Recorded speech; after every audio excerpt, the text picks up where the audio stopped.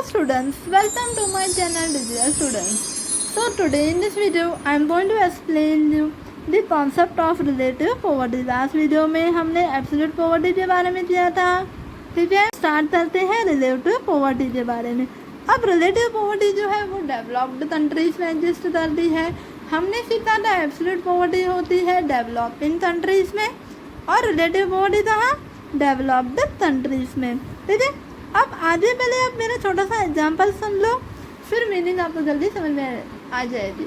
Relative poverty की meaning होती है, सपोज 4 पर्सन है, person a, person b, person c and person d. Suppose person a की monthly income जो है ₹50,000, पर्सन बी की है ₹35, पर्सन सी की है ₹40 एंड पर्सन डी की है ₹30, ठीक है। तो अब मुझे बताओ सबसे ज़्यादा रिच कौन है, ए, और डी की है 30, तो पुअर कौन हुआ इनकी कंपैरिजन में, डी। आया समझ में। तो रिलेटिव पॉवर्टी की मीनिंग है डेवलप्ड कंट्रीज में कंपैरिजन की जाती है ग्रुप्स ऑफ इनकम, मतलब जो इनकम वाले जिनकी इनकम होती है उनकी इनकम के ग्रुप बनाए जाते हैं, ठीक है। देन कंपैरिजन की जाती है कि किस ग्रुप के लोग जो है पुअर है और हायर इनकम वाले रिच हैं। आया समझ में।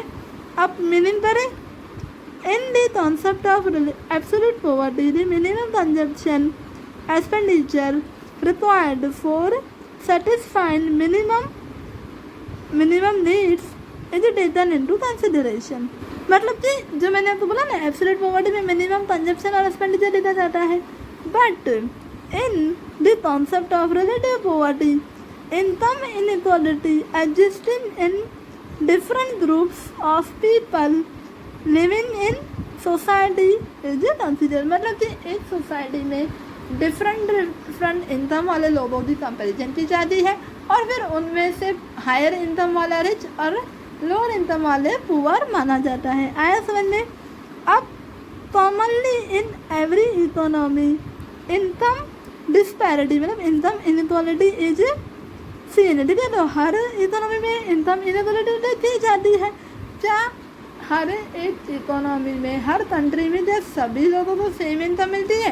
क्या मुझे जितनी इनकम मिलती है उतनी ही आपके पापा, उतनी ही आपकी मम्मी, उतनी ही आपको मेरे भी आदत चलती है? नहीं, हर किसी को इनकम अपनी अपनी स्किल, अपनी अपनी प्रोफेशन के आधार पे मिलती है, राइट। तो commonly in every economy income disparity is seen.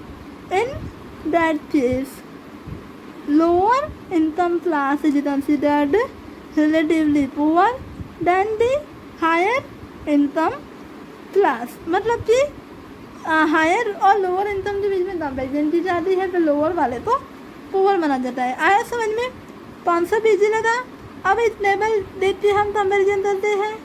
अब देखो ये टेबल पहले आप भी ड्रॉ करके आना, अच्छे मार्क्स मिलेंगे एग्जाम में। ग्रुप 1 में इनकम ग्रुप ₹0 से 30,000 वाला जो ग्रुप है ग्रुप 1 में है। ग्रुप 2 में जो लोग हैं उनकी इनकम 30 से 1 लाख रुपीज़ से बीच में है, मतलब कि 30,000 से लेके 1 लाख तक की उनकी इनकम है। ग्रुप 3 में ऐसे लोग आ रहे हैं जिनकी इनकम 1 लाख से 3 लाख से बीच में है।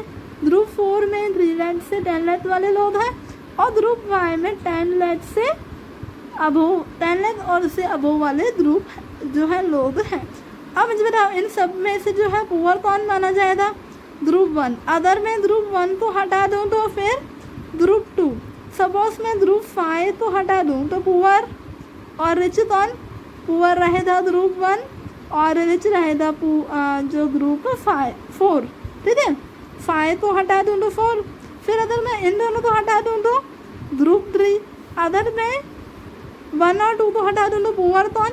ग्रुप 3 और 5 को हटा दूँ तो रिच कौन? 4। आया समझ में। ऐसे अलग अलग ग्रुप से इनकम इनइक्वालिटी की जो है कंपैरिजन की जाती है, देन उसमें से रिच और पुअर जो है फाइंड आउट किया जाता है। आया समझ में। तो देखो एक और टॉपिक रिलेटिव पॉवर्टी का हमारा कंप्लीट हुआ। होप आपको अच्छे से समझ में आ गया। एब्सोल्यूट पॉवर्टी में जो है मिनिमम कंजप्शन और मिनिमम एक्सपेंडिचर कंसिडर किया जाता है और रिलेटिव पॉवर्टी में जो है इनकम इनइक्वालिटी को कंसीडर किया जाता है। होप आपको दोनों टॉपिक अच्छे से समझ में आ गए हैं। अगर किसी भी टॉपिक में कभी भी डाउट आता है तो प्लीज़ कमेंट में ज़रूर मेंशन करना। कैसी लगी ये वीडियो ये भी ज़रूर मेंशन करना। अगर आपको मेरे चैनल की हर न्यू वीडियो की नोटिफिकेशन चाहिए तो प्लीज़ मेरे चैनल को सब्सक्राइब करो। सब्सक्राइब करके बेल आइकन भी दबाना, जिससे क्लास 12 GCB से रिलेटेड जो भी मैं न्यू वीडियो डालूँ उसी वीडियो की नोटिफिकेशन आपको सबसे पहले मिले। तो चलो मिलते हैं नेक्स्ट वीडियो में। Thank you for watching this video.